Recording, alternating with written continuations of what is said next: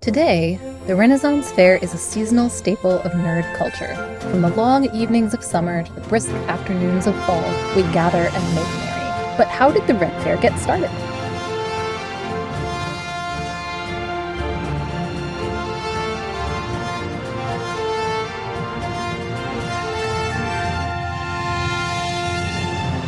Hello, and welcome to Footnoting History. I'm Lucy, and on this episode, I will be discussing the wild and wonderful history of the Renaissance Fair. For a maximally atmospheric listening experience, please know that I am spelling Faire with an E every time. I am discussing this phenomenon as someone who has attended and even performed at Renaissance fairs. And yes, I own multiple costumes. But also, as a medievalist, I am acutely aware of how the Ren Fair as we know and love it is almost entirely decoupled from any actual Renaissance history at all. And this led me to examine the Ren Fair as a phenomenon with a history all its own. Before I go any further, I should clarify that in this episode, I'm discussing the Renaissance Fair as a specifically US-American phenomenon. This is not to say that similar fairs don't take place elsewhere, but they're different.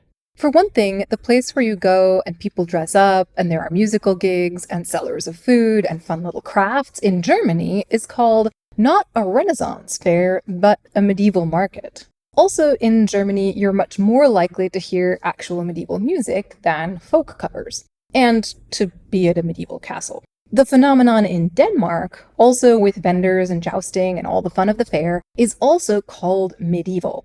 And if you want more on that, I've linked to a relevant Danish podcast in the notes. It's only in the US, apparently, that we decided that no one had any fun in the Middle Ages ever, and therefore we needed Renaissance festivals. So this episode is for exploring how the stateside Ren Fair got its start, and how it has more in common with hippie communes than you might expect. The first time I went to a Renaissance fair, I was about 7 years old, and I had no idea who Steeleye Span were. So I had zero context for anything. I was 100% sure that I actually met a witch, and I was, of course, obsessed with the jousting. In retrospect, my future as a medievalist was always in the cards. Sorry for making you worry about my career choice, Mom, and thanks for all those drives to the PA Ren Fair. I have a special soft spot for the Shire of Mount Hope, Pennsylvania, having attended it with friends in high school and college, and later as a dancer. So if you are listening to this while road tripping there, let me know. So what is a Renaissance fair? Is it, as one cultural commentator opined, the antithesis of a theme park? In some ways, some places, maybe. Alternatively, it could be described as a theme park for nerds. I'm not sure it's accurate to call Ren Fairs quieter than theme parks, but the sounds are different, and it's definitely a pre-industrial uproar. There's no hum of machinery, there are no roller coaster screams. Such screaming as there is usually comes from excited spectators at jousts. There's perhaps obviously no piped-in music, but there might well be bagpipes. In my experience, Ren Fairs are also pleasantly convivial spaces, where it's easy to strike up a conversation with a stranger, and you're more likely to share space than compete for it.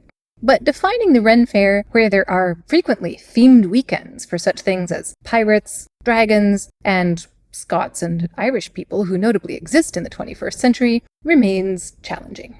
Rachel Lee Rubin, a professor of American Studies, has described functional paradox as the stock in trade of the American Renaissance Fair.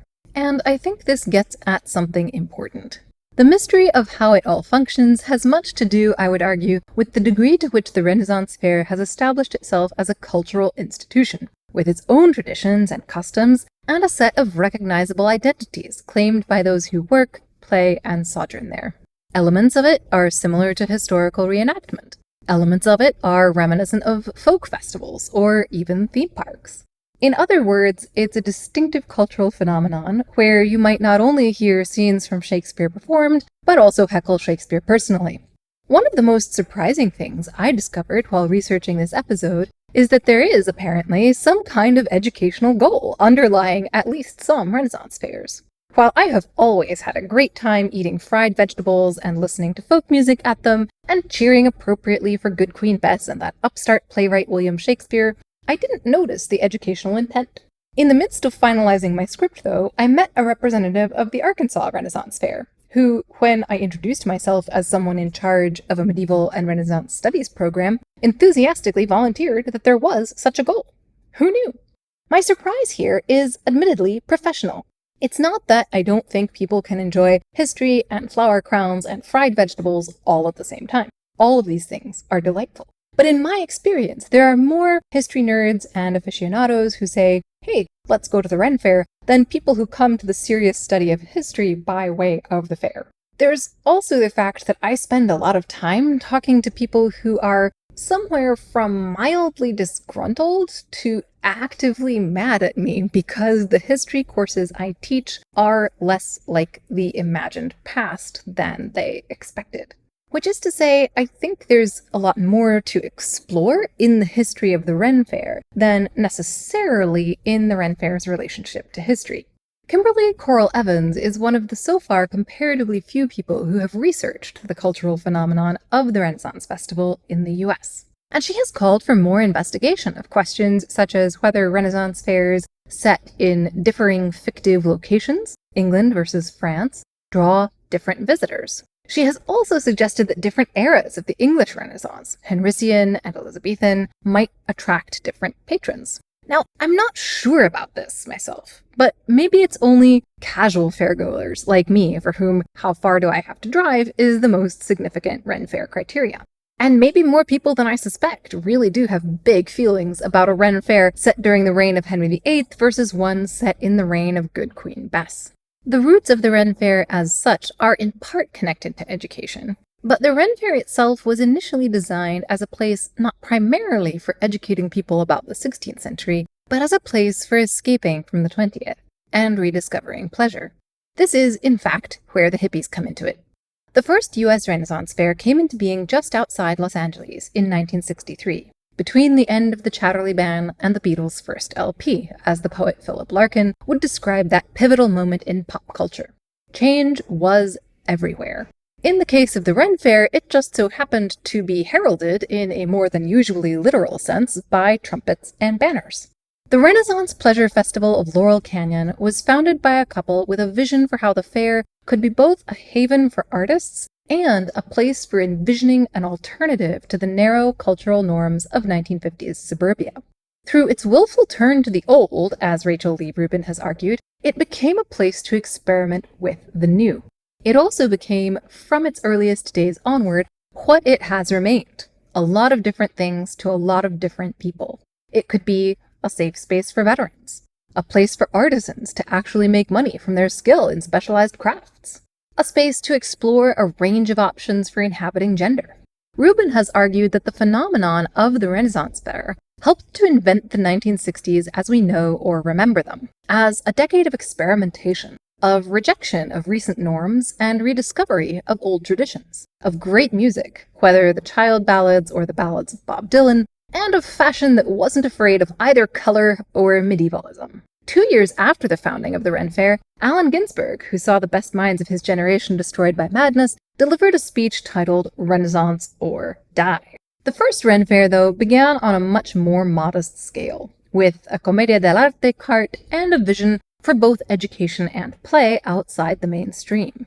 A bit of important historical context here is that 1963 was also a time when Hollywood was still under the shadow of McCarthyism. So there was an unusual number of skilled actors, techs, artists, and organizers who were available to work and interested in doing social commentary via whimsical satire in the best medieval and Renaissance tradition. Now, that framing is mine, rather than that of the participants. Show a medievalist a political satire, and we will say, aha, what a great medieval tradition, which it is. But participants in the first Renaissance Fair saw themselves as awakening from a second dark ages of McCarthyism. The Renaissance, in other words, for the American cultural imagination, is in a sort of sweet spot, providing an alternative to modernity while also imagined as a time and place where you can have fun and also ideas. Having fun is in fact crucial to the history and present of the Renaissance Fair, and it is also part of its subversive identity. In the first Ren Fair, this took the form of spoofing fears of communism by pointing out parallels to Elizabethan anxieties about an international heretical Spanish conspiracy. At any fair, you're likely to find people exulting in both skills and identities that are often treated as peripheral elsewhere. You'll also find people gently poking fun at the phenomenon of the Renaissance Fair itself. The fair band Empty Hats, for instance, quips that they've been making quality music since 1564. It is worth noting that music of all kinds has long been central to the fair experience. There are pipes and flutes and hurdy-gurdies, and even the occasional shawm. But there are also folk bands, continuing the early crossover between musicians who made music at or about the early Renaissance fairs of the West Coast, and those who used the instruments or inspirations of the Renaissance in their own work. The subgenre known variously as medieval folk rock, or, most paradoxically, medieval rock, owes much to the Renaissance Fair, as does the subgenre of so-called Celtic music. Notably, the influences on this music are culturally as well as chronologically diverse, with ouds and tambourines playing alongside violins, and electronic drones alongside hand-carved wooden instruments. This is one of the many things, I think, that highlights not only the gaps between popular perceptions of the 16th century and its reality, but also those interesting ones between its reality and how that reality is evoked at a Ren Fair. And this is one place where I differ in my conclusions from Kimberly Coral Evans. This may have something to do with our different fields. Her PhD is in theater and drama, while mine is in history. Maybe she's just more of an optimist than I am. But she tends to interpret the phenomenon of the Ren Fair as more closely connected to the 16th century and contributing to embodied research on it than I do. It may also be that the Maryland Festival on which she based her research is quite unusually preoccupied with education for both its performers and its patrons. I tend to align more with the interpretation of Rachel Lee Rubin, who has suggested that whatever the position of individual fair performers on the vexed question of authenticity, what Ren Fairs do really effectively is to open a conversation about what the past was and about what we want from it in the present. Ren Fairs, moreover, can have distinctive local cultures of their own. This is showcased, for example, in the recent documentary on the Texas Renaissance Festival, which is overseen by an eccentric who calls himself a king and appears to be run with a lot less communal input by vendors and performers than 16th century peasants would have expected to have in the policies of the landlords they dealt with. And the local and regional contexts of the fairs do matter to the question of who comes.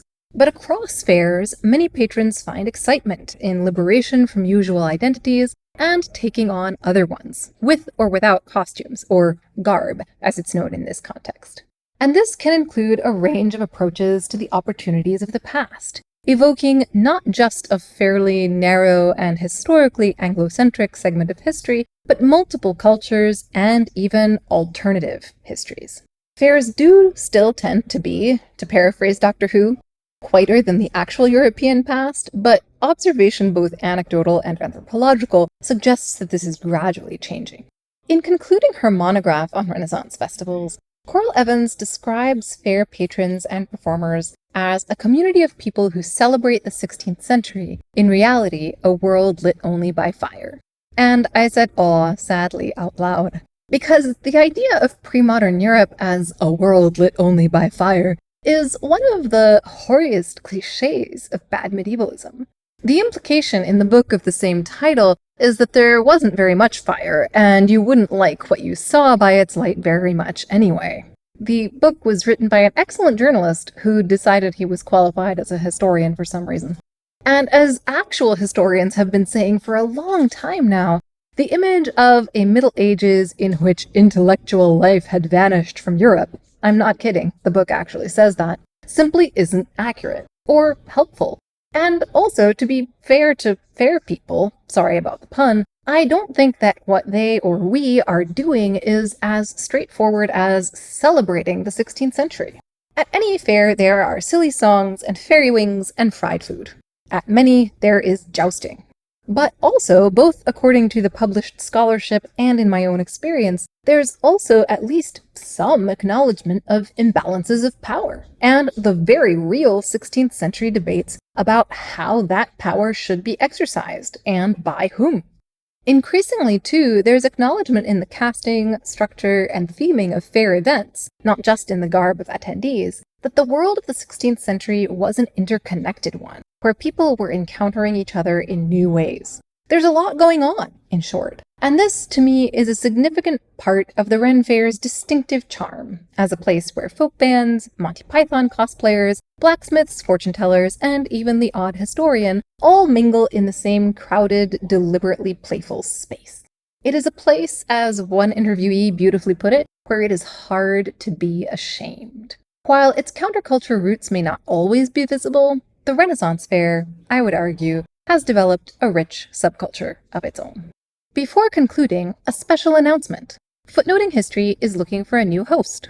As regular listeners may have noticed, we've lost Josh from our rota, alas, and while no one can replace his particular sense of humor about late medieval politics, we are looking for someone else to join our ranks. And you don't have to be a medievalist. If you would love to be part of Footnoting History, and have a PhD in history, or are getting a PhD in history, or have an MA in history that you've been wanting to do more with, find the application form on our website. If you don't have postgraduate degrees in history, but would also love to be more involved with the podcast, we'd love to have you as one of our Patreon supporters. Patreon subscribers get our newsletters, including, this fall, Ren Fair photos, exclusive mini episodes, and other content. As always, this and all of our episodes are available captioned on our YouTube channel. Thanks for listening, and until next time, remember, the best stories are always in the footnote.